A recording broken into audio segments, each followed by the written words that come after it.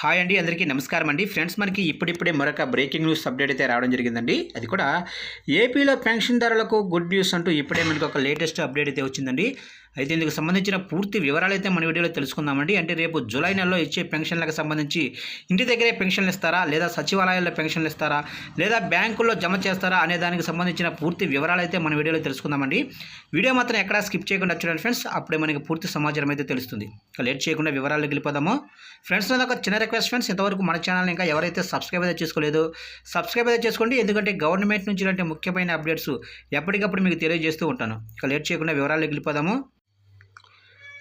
ఇక ఏపీలో సామాజిక పెన్షన్లు అందుకుంటున్న వారికి ప్రభుత్వం తీపి కబురు అందించింది. జూలైలో కొత్త పెన్షన్లను పాత బాకీలతో కలిపి అందించాలనే నిర్ణయానికి కేబినెట్ ఆమోద ముద్ర వేసింది. రాష్ట్ర వ్యాప్తంగా 65 లక్షల మందికి 7,000 పెన్షన్ అందించనున్నారు. ఎన్నికల హామీలో భాగంగా సామాజిక పెన్షన్లను 4,000 వరకు పెంచుతామని చంద్రబాబు ప్రకటించారు. అధికారంలోకి వచ్చిన వెంటనే ఆ ఫైల్ పైనే తొలి సంతకం చేశారు.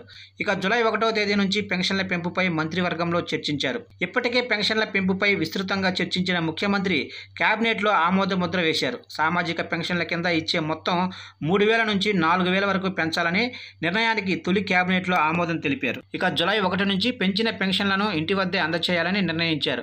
ఎన్నికల్లో ఇచ్చిన హామీ మేరకు గత 3 నెలలకు కలిపి వచ్చే నెలలో ఒక్కొక్కరికి 7,000 పెన్షన్ అయితే అందించనున్నారు. ఇక రాష్ట్ర వ్యాప్తంగా 65 లక్షల మంది లబ్ధిదారులకు ఈ మొత్తాలను పంపిణీ చేయనున్నారు. ఇక ఏప్రిల్, మే, జూన్ నెలలకు సంబంధించిన బకాయిలతో కలిపి లబ్ధిదారులకు పెన్షన్ను 7,000 అయితే అందించనున్నారు జూలై 1వ తారీఖున.